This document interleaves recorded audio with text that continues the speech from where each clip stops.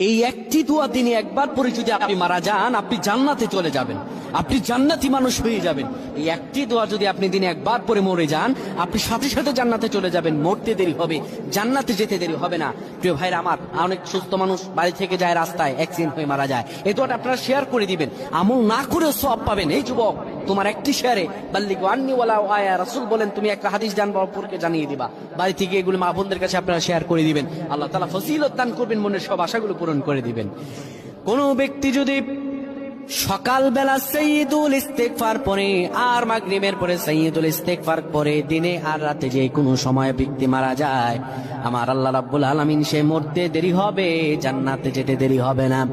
দোয়াটা হলো আল্লাহুম্মা আনতা রাব্বি লা ইলাহা ইল্লা আনতা খলাকতানি ওয়া আনা আবদুকা ওয়া আনা আলা হাদিক ওয়া ওয়া'দিকা মাসতাতা'তু আউযু বিকা মিন শাররি মা সানা'তু আবুউ লাকা বিনি'মাতিকা আলাইয়া ওয়া আবুউ বিযামবিন ফাগফিরলি ফাইন্নাহু লা ইয়াগফিরু যুনুবা ইল্লা আনতা।